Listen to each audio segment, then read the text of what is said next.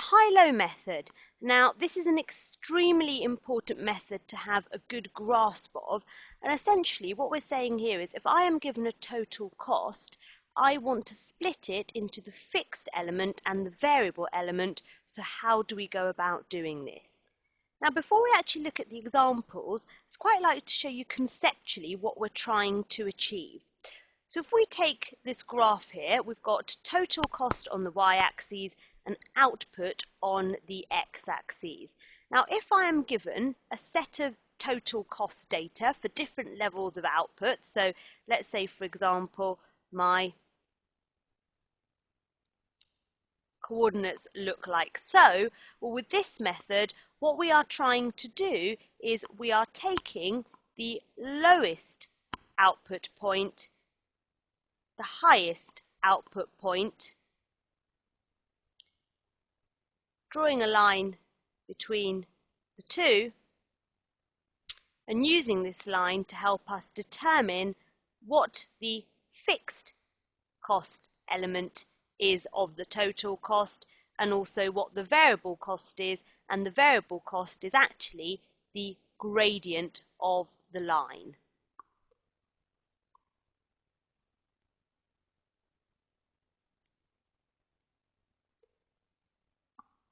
So that's the concept behind it. Also in this method, we are also using this concept of any total cost is going to be twofold. It's going to have a fixed cost element and a variable cost element. So again, this equation here, very important to learn. So let's go back into the notes and the example. And the first one is one of three different high-low methods that we're going to have a look at. So the first one is high-low, where you have a constant fixed cost and a variable cost. And here you've got the steps to take you through it, but I think going into the example is a lot more useful. So let's have a look at the illustration here. So the total costs incurred at various output levels in a factory have been measured as follows. So you've got some output units and you've got total costs there, and it says using the high-low method, identify what the fixed and variable elements of the cost are. So the first step is to identify the highest and the lowest activity levels. And make sure here, very important, not the highest and lowest cost, it is actually the highest and lowest activity levels. So from our set of data here, you've obviously got 26 being the lowest and 50 units of output being the highest, and therefore the associated cost element to those units. And then the second thing to always do is then find the variable cost. So when we're looking at our variable cost, we're saying from the conceptual diagram I showed you, remember I said it was the gradient. So what we're going to do is we're going to take the cost at the highest activity level minus the cost at the lowest activity level, and we are going to divide that by the highest activity level minus the lowest activity level. So from our set of data, cost at highest is 7,310 minus the cost at the lowest, which is 6,566. We're going to divide that by the highest activity level, 50, minus the lowest activity level, 26, which, if you work that out, should give you an amount of $31 as your variable cost. So again, if it's a variable cost, remember, it's $31 per unit. So now I've found the variable cost, we need to find the fixed cost. So the next step here is finding the fixed cost element. And let's remind ourselves that total cost equals the fixed cost plus the variable costs. So at this point in time, you can take either of the points that you have chosen, but remember to take the corresponding activity levels and total cost, otherwise it doesn't work. So using this, I'm going to look at the lowest one that we picked. So for the lowest, my total cost was $6,566. So 6,566. I don't know what my fixed cost is at the moment.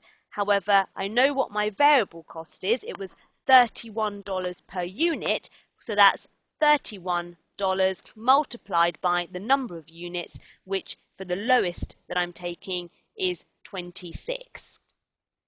So now obviously we need to find the unknown. You rearrange that equation and we can see here that my total cost of 6,566 minus the variable cost, i.e. 31 times 26, which equals 806, so minus 806 will give us the fixed cost, which ultimately means that my fixed cost here, if we work that through, my fixed costs are $5,760.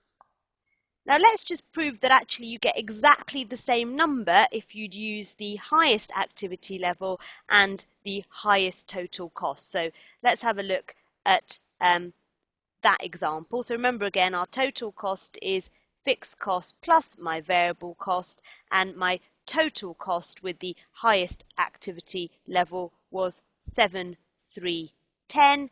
Again, I don't know what my fixed cost is. My variable cost is obviously going to be the same, so that's $31 per unit, and at my highest output level we had 50 units.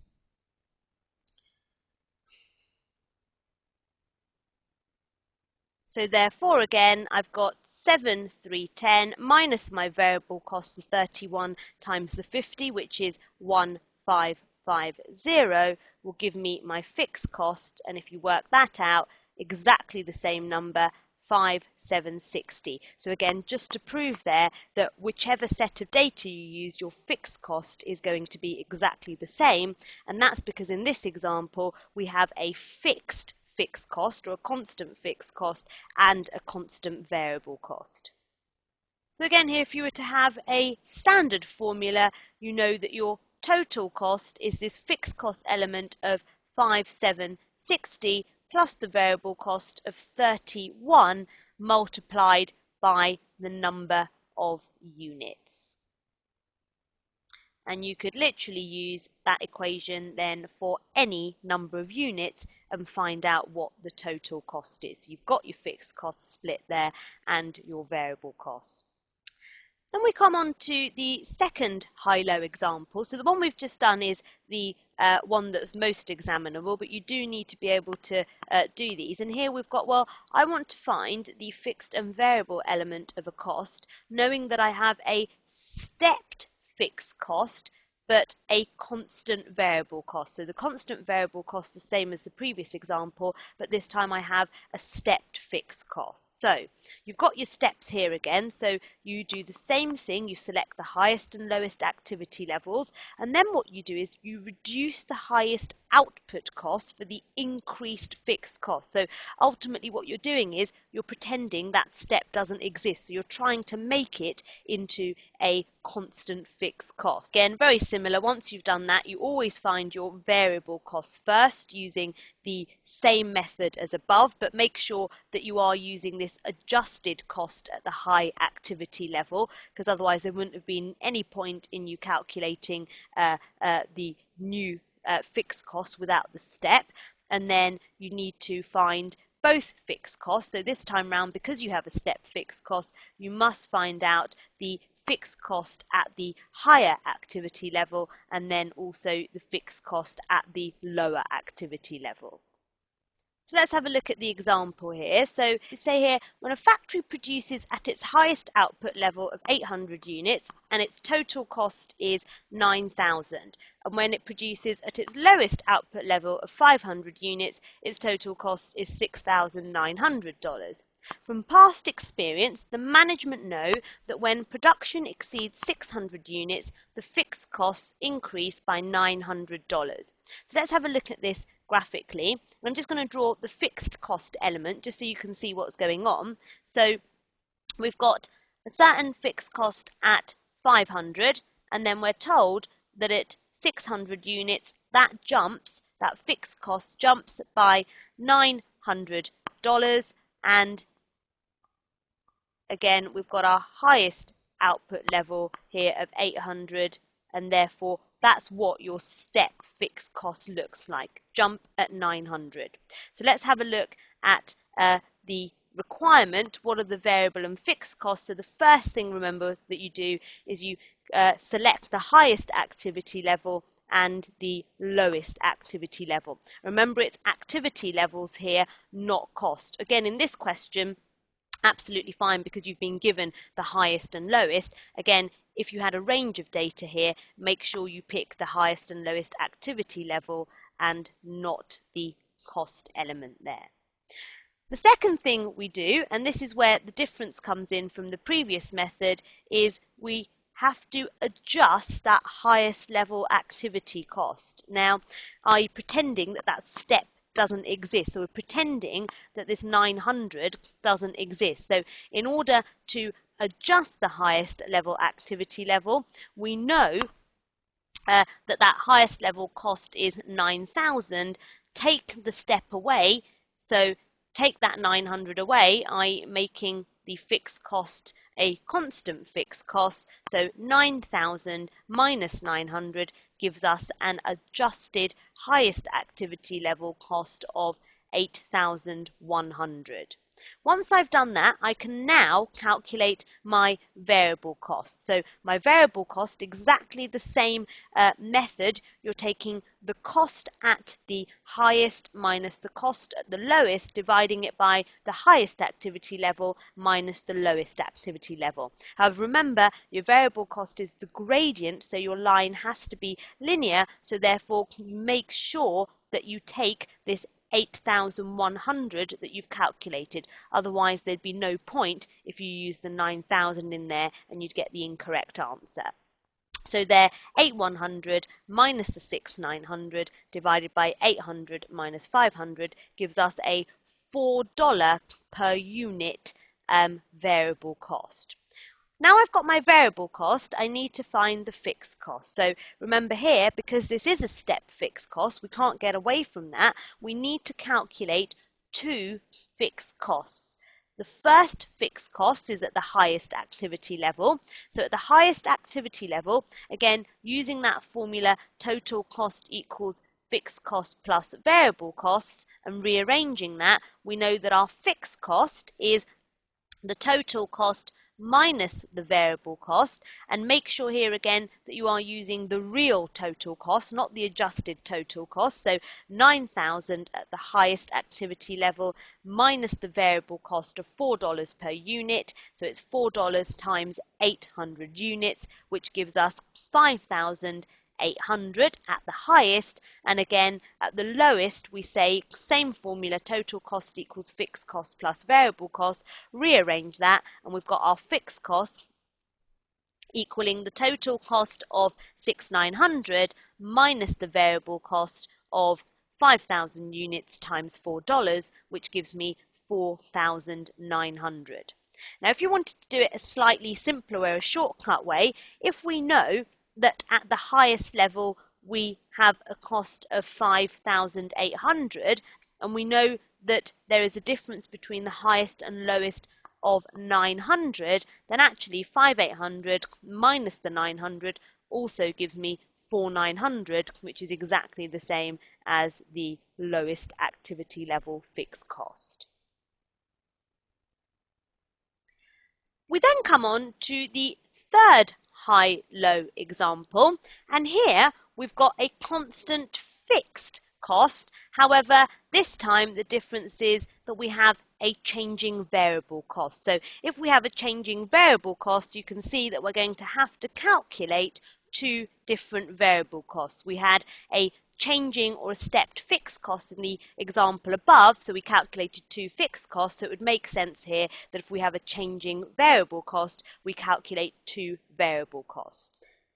So again, we start off with exactly the same method. Let's select the highest and lowest activity levels and their costs. The second step, and this is the one where we differ from the other methods, step 2, increase the highest output cost for the decreased variable cost. Now here we're saying pretend the reduction in the variable cost never happened. So let's graphically look at this. When we're looking at variable costs and changing variable costs, it's generally to do with discounts. If we just look at the variable cost line, you're going to start off with your variable cost going up, and then essentially what's happened is that there's been a drop and your variable cost carries on. So you can see here that what you're going to do is pretend that the reduction never happened. So rather than taking off like you did with the fixed cost, what you're going to be doing is you're going to be adding this difference on, because you want to obviously carry on with this straight line in order to help us calculate the variable cost. So we're going to pretend that the reduction in variable cost never happened. Then what we're going to do is we're going to find the lowest activity variable cost. So again here, one calculation for your variable cost at lowest activity level using this adjusted figure, and then we're going to calculate the highest. Final step here is finding the fixed costs, and again here, because your fixed cost is constant, it doesn't matter which set of data you take, because either set you're going to get exactly the same number for your fixed cost. So let's have a look at the example, and we say when a factory produces at its highest output level of 800 units, its total cost is $10,600. And when it produces at its lowest output level of 500 units, its total cost is $8,400. From past experience, the management know that when production exceeds 600 units, the variable cost per unit decreases by $1 per unit. So, step 1 again, what's the highest and lowest activity level? Well, we know our highest activity level is 800 and the lowest is 500 units. We now have to adjust the highest activity level cost for that decrease in the $1 per unit. So remember here, we are pretending that the reduction didn't happen. In order for us to pretend that the reduction didn't happen, we have to add it back on.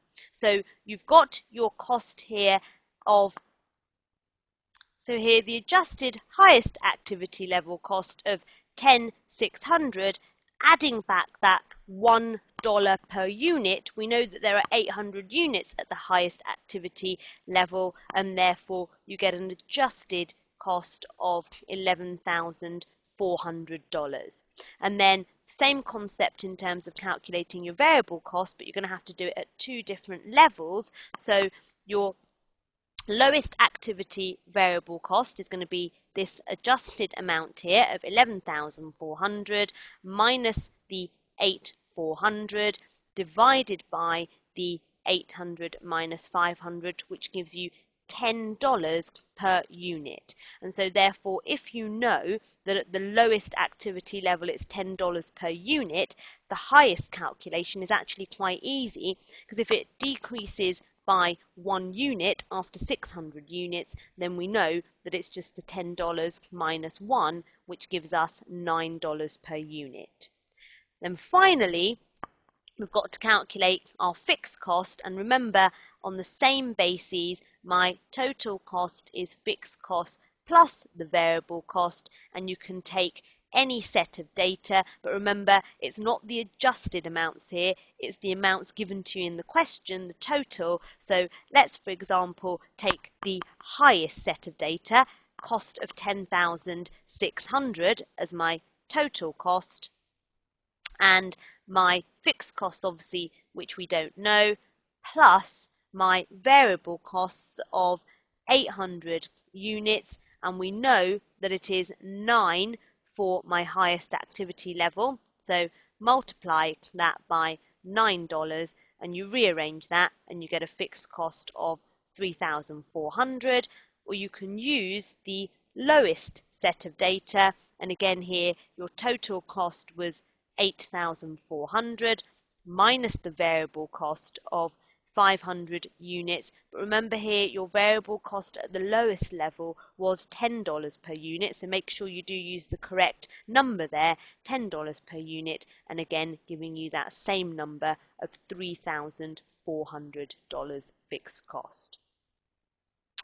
So that's your high-low method done, but I just want to show you how that equates into linear functions and equations. So let's have a look. If you plot a series of points on a graph and they form a straight line, this is known as a linear function. So therefore, fixed and variable costs that we've just looked at are both examples of linear functions, because it's a semi-variable cost, i.e. a fixed element and a variable cost element. And the equation of any straight line is y equals a plus bx. And you can see off this diagram that you've got level of activity and total cost. A here is obviously your fixed cost, this amount here, and your gradient B is your variable cost. So as we can see, Y total cost equals fixed cost A plus variable cost, and X is obviously the number of units. And again, reiterated down here, A being your fixed cost, B being the variable cost per unit, and obviously X is the level of activity.